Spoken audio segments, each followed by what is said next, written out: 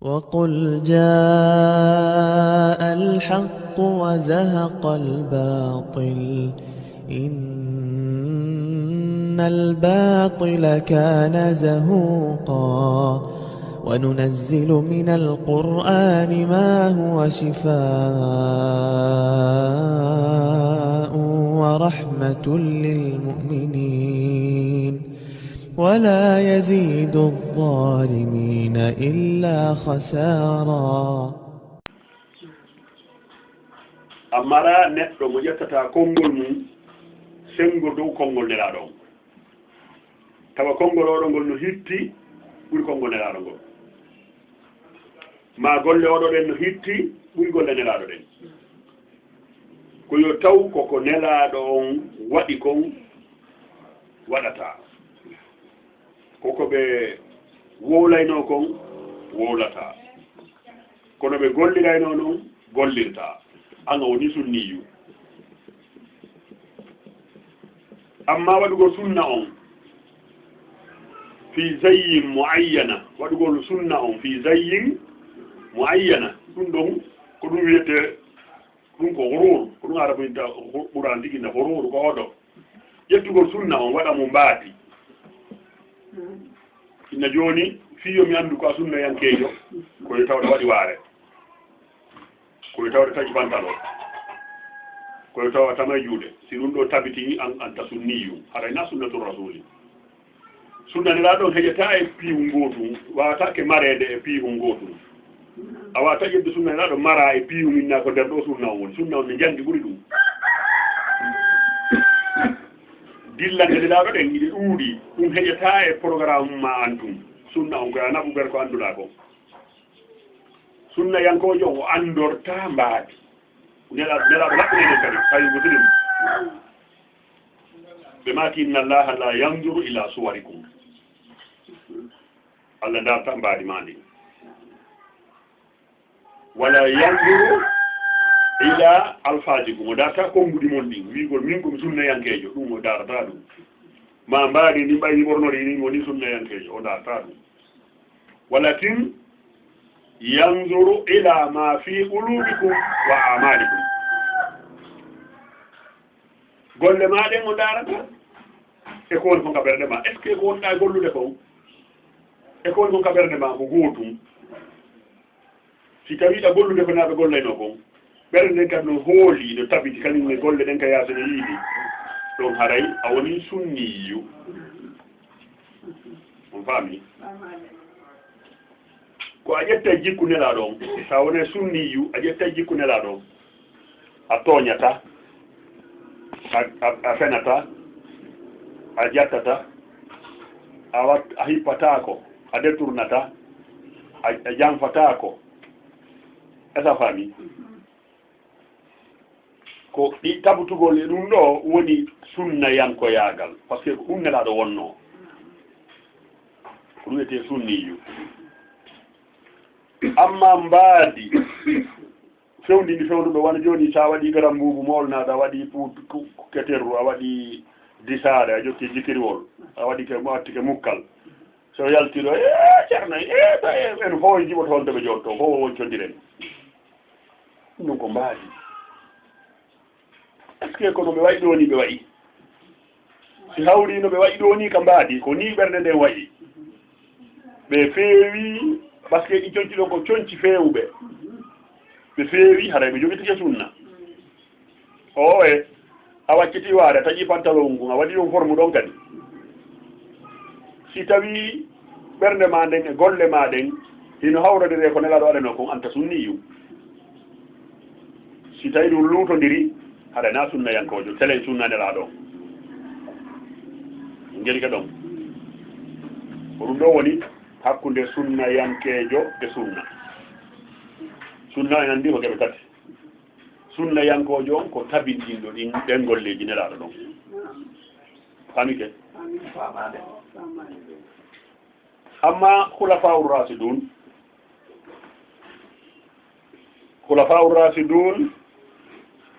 lontiɓe fewɓe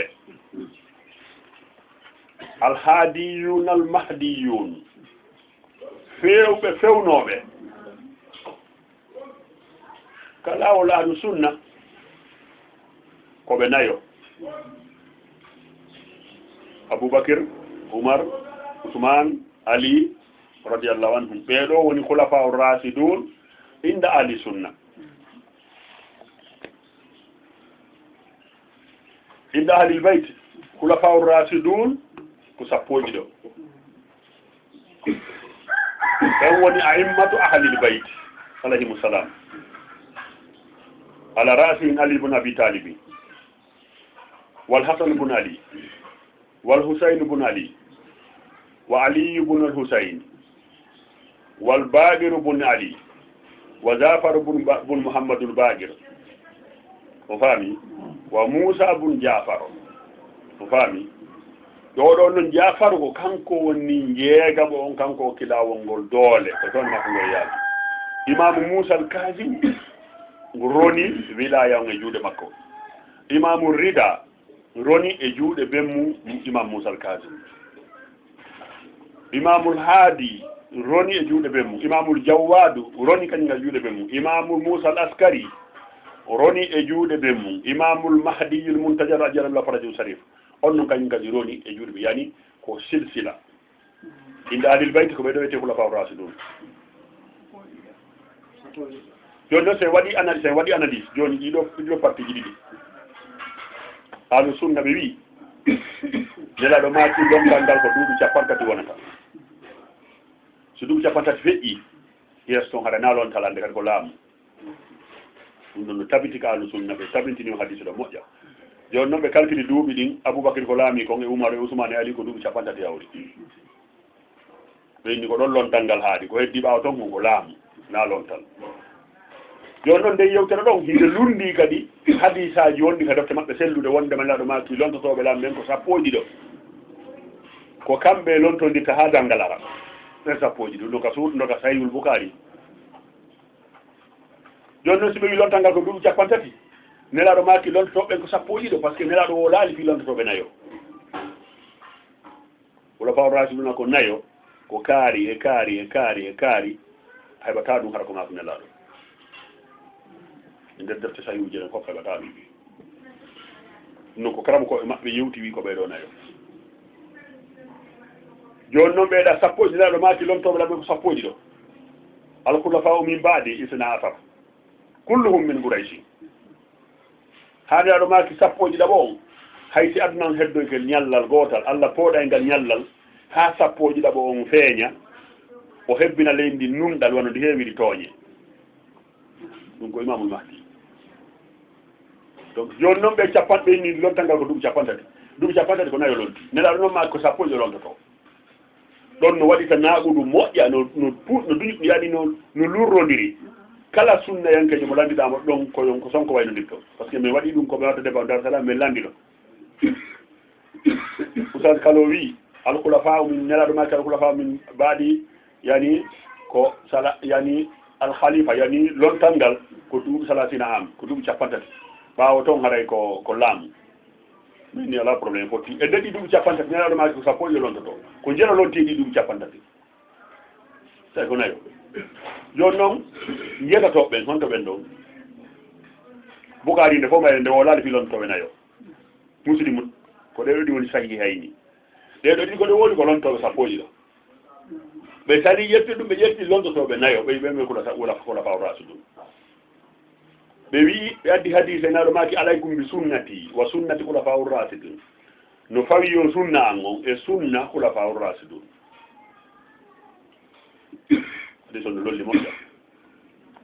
ɓe maki addu alayha bin nawaj yani jogitore on ɗo ƴakkirɗe hadis on ko silsilaji jeego mari joni noon ɓen ɗon ɓuɗa faw rasiduna joni ɓe laɗo maki jogue sunna an jogo ɗon sunna maɓɓe si hawri ko ɓeeɗa nayo si tawi Seydina Aboubacry Seydina Omar lurri e masi ala komɓe maɓɓe tawten Seydina Aboubacry tawten har accen noon sunna Seydina Omar o ka haray lundiga mako nelaɗo nelaɗo mako ƴette sunnaji ɗon tiɓe lamɓe joni no si lurri ko onno gueɗe ɗen haray se yetti sunna Aboubacry acci sunna Oumar o e yettинelaɗo si tawi yewtere nde selli Seydina Ousmane e Seydina Ali e yeddodiri so yetti yewtere Seydina Ali en acci Seydina Ousmane e yettинelaɗo so yetti Ousmane en acci Ali e yettинelaɗo si tawi noon joni ɓe lurri woɓɓe inni ɗum ɗo moƴƴi ɗum ɗo woɓɓe inni ɗum ɗo moƴƴa koye yettude ɗiɗi noon o moƴƴi no moƴƴa yaadenge mum no hulɓini ya feƴƴiti quoi ɗon haray no mekkiti ya feƴƴiti on no hadisi ko moƴƴinaɗo préparaɗo spécial yoma gande no waɗi no yaltini ko woni dayifu kon ɗum no waɗa no waali deftere no woni witende albida nden noon ko fi bidia tun imo addi on yewtere ɗon seede muɗum nelaɗo wiyata jokke sunna an e sunna kaari exemple joni ko lawol alul bayti a wata wiide mi jokka e sunna nelaɗo e sunna alul bayti sellata sunna ahlul bayti ko sunna nelaɗo ɓe woni ɓanginande yimɓe ɓen nanda to faami yewtere nden ahlul bayti ko sunna nelaɗo ɓe ɓanginanta yimɓe ɓen ko ɗum si nelaɗo maki mi hakkiri on ɓe nelaɗo maki ɓe naɗata on e majjere ɓe yaltinta on e peewal par ce que ko laawol makko ngol ɓe jogoto yani ko kamɓe noon jannata yimɓe ɓen laawol nelaɗo ɓay nelaɗo wuura sellata ka innen sunna nelaɗo e sunna ahlul bayti yani ahlul bayti ko sunna nelaɗo woni jannude yimɓe ɓen ko ɗo sellata sunna nelaɗo on ko ɓurana on woni en e jannude sellata kadi koye sunna nelaɗo on ko feere ɓuranade nden ko feere faami yewtere nden joni noon wigol mi fawi on sunna an on e sunna kula faw rasidun so ƴetti yewtere maɓɓe nden noon haray ko sunnaji joyi nelaɗo acciri yiltoɗo e ɓurana aya ɓurana gooto hino lundi kan haala ɗon o wi ma kana li muminin wala muminatin ida gada llahu wa rasuluhu amran an yakuna lahum lkhayra fi amrihim wa man ya'si llaha wa rasula ko watti ɗon pambama watta taw si hanana julɗo gorko hay gooto e julɗo debbo hay gooto mi sikkiɗo hannde ka julɓe hay gooto ɗum ta ma kana li muminin wala muminatin lanni ida gada llahu wa rasuluhu o watti ɗon waɗa kula faw rasidun ida gada llahu wa rasuluhu amran si Allah ina ɗon yew programme hunde ala ka goɗɗo ɗaɓɓa ɗon ko suɓo ƴetten haala kaari ko sabu tertagol ko nelaɗo proposi kon ƴetta ko goɗɗo go proposi sincani en moɓodirgo waɗa qiyamul layli par ce que nelaɗo haɗu noon laaɓi poyi Bukari ɓangini nelaɗo Bukari wi fa haraja ilayhim muhdaban nelaɗo yalti ari kayɓe himo tikki nelaɗo tikki fi hunde honno ndewonta sunna ɓe maaki alaykum bisolati fi buyutikum kaka juulirde maɓɓe ɗon ɓe dari ɓe woni ɗum joni noon si feƴƴi masjidil haram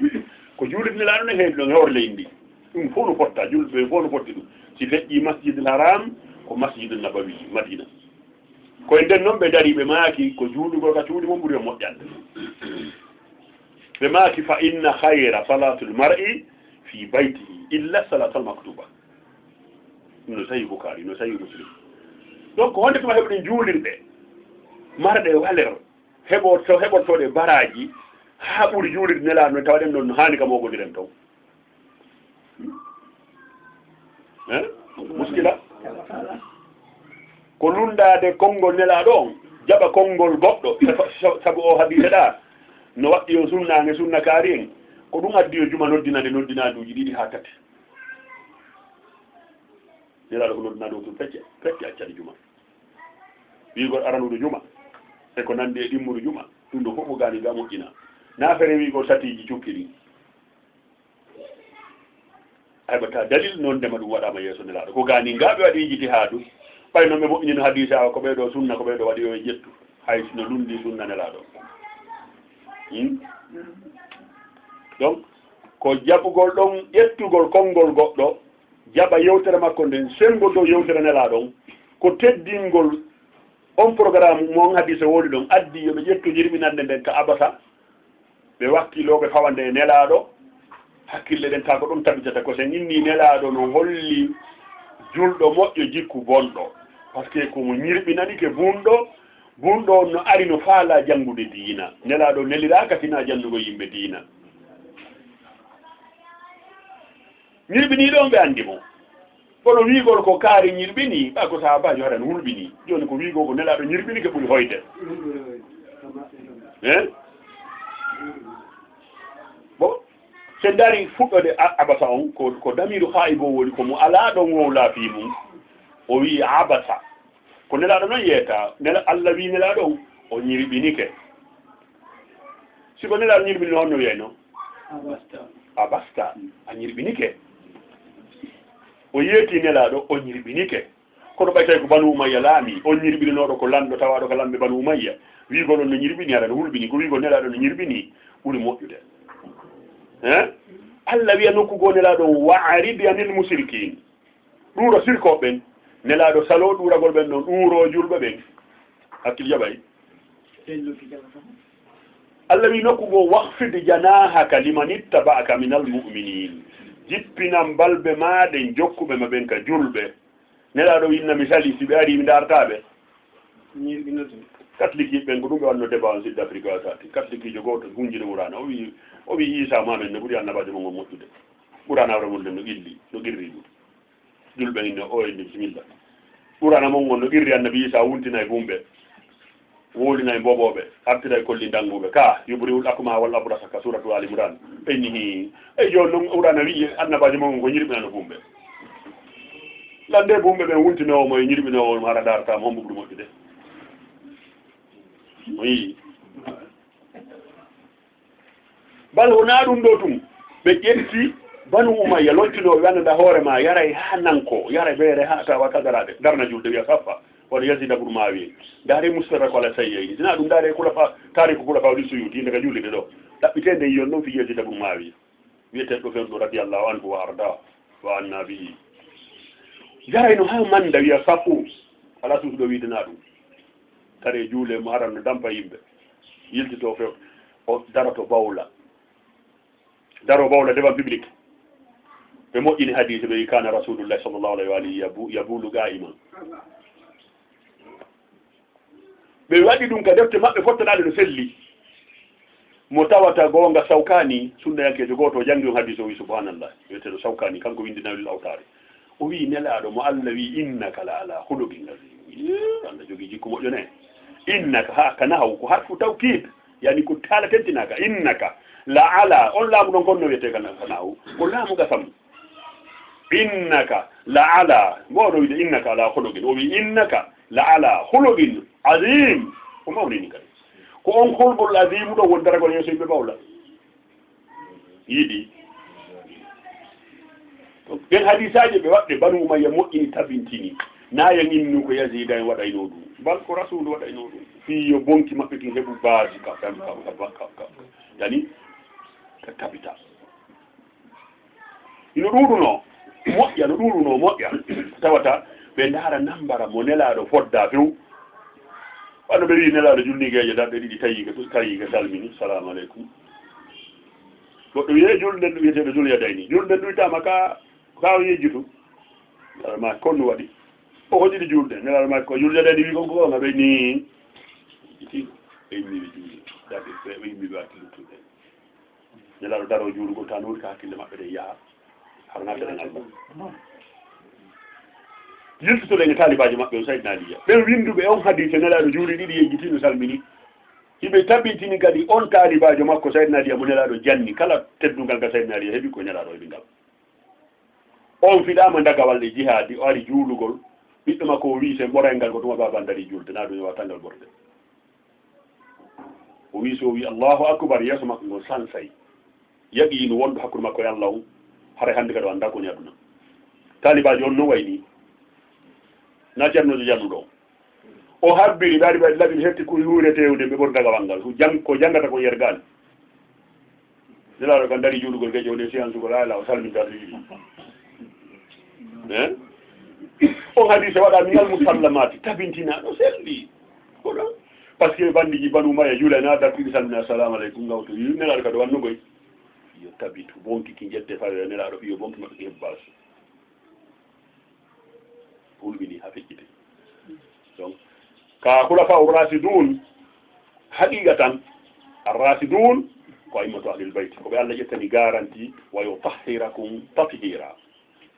ko ɓe nelaɗo maaki ɓeeɗo no waɗi e mon wallana kam wawno ka annabi nuhu man rakibaha naja waman takallafa an ha hariga ɗum ko defte ɗe fof ɗo girri hadis o ko ɓe nelaɗo maaki mi acciri on ɓeeɗo e qur'ana allah yettike lan annahuma lan yaftariga ɓe sertata mukko ko ɓe woni kula fawol rasidun ɓe sertata e qur'ana ɓen landetake siko fewɓe kam ha nelaɗo no maaki e defte ɓuy defte sunna ɓuyɗo filli ɓe maaki aliyum ma alhaqi wal haqqu ma ali yaduru haysu ma dara ɓe maaki ali no wonde gonga kan no wonde ali kaw yaari o ka yaaray jilti ɓe ni alqur'anu ma ali wa ali ma alqur'an yaduru haysu ma dara donc kula fawol rasidun haqiqa tan ko sappo woni ɗiɗo ko ɗum windi ka defte sellude ɗaɓɓitama noon joni noon ɓe joni noon ɓe jooɗi ɓe miijiki ko honno gerdeten ha yaltinen kula fawol rasiduna sappo e ɗiɗo ɓe nelaɗo maaki ɓe mbayɗe nandi pelletti hadisaji ɗi no selli bokari muslim no filli kono noon hare me maali ahlul bayti famille maɓɓe on tawi men ɓen toon ko honno gerdeten tefen nder gaye ɓen sappo e ɗiɗo e wakkilude allamatu zahabi o windi deftere wi kanko mo yaltinde kula fawol rasidun sappo e ɗiɗo o wi aboubacry oumaru ousmane ali alhasan bun ali mawiya bun abi soufiyane yazid bun mawiya umar bun abdoulaziz umawi abdoul malik bun marwana marwana bunil hakami hajjaji bun yusufa abdoullah bun zoubayr honde ko ɓee o windi ko ɓeeɗo o sappo e ɗiɗo woni ɓe anela ɗo ko ɓeeɗo joni nelaɗo maaki yaqumu yani bihin yaqumu ddin ko kamɓe dina kan yiɓirta ila qiyam yawmidi hañan dargal kamɓe yani bina toñoɓe allah matto suyuti windo e ɓaawo ɗi sahabiji ko windi ɗo ko kanko e hoore makko manni ko awamni ko honno yazida bnu awiya wonta sabu yo dina ñiiɓu yazida laamiɗo duuɓi tati hitanare nere nden o wari famille nelaɗo capanɗe jeɗɗo ɗiɗo karbala ko hirsi imamoul housain taƴi hoore nde ƴetta kalbara ronda adda siri ɗo hitande ɗimmere ɗen o attaque man tan nawwara o waɗi temeɗɗe jeɗɗo mo hajina ansar wunjiɓe qouran o waɗi guluji sappo taabi bal bonne nden no ɓurinomo ɓe attaque madina 3 jours natta yalta hiɓe wadde koye faala tati on hitande tammere ɗen o attaque koye makka fi wargol abdoullahi bne zoubayru fi on no wi nattakal wonta e ley koyɗe makko par ce que ko bandiɗo o attaque koye on ɓe sunni suudu kaban e nder gueɗe o ɓe hirsimo ka nder masjidil haram to woni ko nawɗo wirte ko haadinal mahdiyina o witte yazida nder to yazida itta ɓeyni joni no marwana muñin hakkami kamno toon nelaɗo raɗina mum koko wonno golle mum ko argo bugo tilli to mum ko nelaɗo on no dara koɓe watta kon kamɓe sonna e maɓɓe ɓe nelaɗo raɗi mum ha ɓe feƴƴini ɓe artirari mum aboubacry lonti artirari mum saydna amad lonti artirari mum ko fewde saydna soumana o artira ko noon no kadi wonta haadi mahdiyi on no kadi tawatake toon ɓeyni hajjaji bone yousufa o ñajaji bone yousufa on noon kadi ko waɗi ko fuuyno hannde hajjaji bone yousufa organise wari kumaylu bne ziyadi nakayi kanko woni sabu e groupe makko ɓe wari hojor bone dayi subhanallah o wara wargo hulɓiningo haɓɓa ceeñira jande surra fure makko irta ko neeɓa ɗo tawi ban ñolade no no waɗo gila duuɓi wulure goɗɗum gila wara tawa ɗo ɓurɗo wonde talibaɓe imam ali ɓen noon ma wiya warnomo surrirano haɓɓira noon tarika tabaride kan ɗo ɓe daari gisam ko tarika tabari wata janngude a yalto hakkemo hulɓini ko wannomo ko kono mawiya ɓay mayde nanguimo o fesirno hujur sonnaɓe nelaɗo ɓe fof arno ko mawiya mimi mawiya ko golluɗa kon fuu boni ko warda hujuru boni tawi ko aadengal janna warda nelaɗo meeɗi waccudemo ko limata ko mawiya waylullaka ya mawiya sonnaɓe nelaɗo ɓe fof ala maraɗi haali ɗum mawiya tuma faɗɗa ɗiwti o inna mi waɗani bone hewtiɗo komi waɗi udayi hujuru boni udayi ko heɓa joni noon honto irréparable on ko guere o waɗi siri ɗo e balɗe waabiyaɓe natto lanci kabruji ɗi ɓe yaltini kure makko mo haɓɓorno jande ɗen noon no yoori ken ɓanndu ñolade ɗum waɗi mande wi hulɓini gueɗerat naw dandatake soko kamɓe woni halul haqqe donc ɓeeɗo jiiɓi noon joni koɓe sappoji ɗo ɓen heɓorta ta ko haadiyina no mahdiyina haka wonɗo heɓate tawi ɗum heɓota ko sina e min awladi fatima iwɓe ka ƴiƴan nelaɗo wata wonde kono higdan wa hasadan jaɓali ɓe ƴetta ɓen ɗon koɓe ɗaɓɓoyto ɓe ɗaɓɓo ɓe walka ɓe tokka oya wowla oya tokka so daari sahasatani filmilali wanni haali ko wowli woɓɓe so daari allamatu zahabiji ka tadkiratul hufaji mo woli woɓɓe so daari allamatu suyuti ka tarikul khulafa mo woli woɓɓe so daari tabari mo woli woɓɓe so daari oɗo honno ibnu khaldun mo woli woɓɓe yani mo ɓe no wowlinna ko ɓeɗo ko haaqi noon ko ɗo woni goɗɗo yewtira inna fene kaari tawaka to on ko bandiɗo waɗano ɗo hunde kaari on fewnata on holto no yarete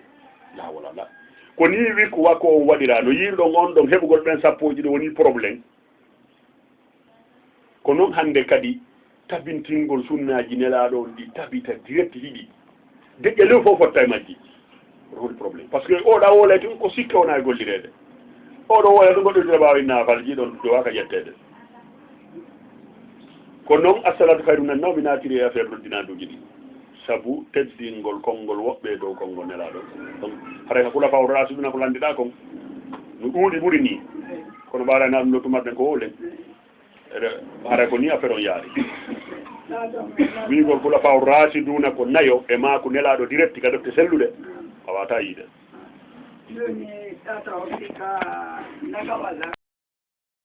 وقل جاء الحق وزهق الباطل إن الباطل كان زهوقا وننزل من القرآن ما هو شفاء ورحمة للمؤمنين ولا يزيد الظالمين إلا خسارا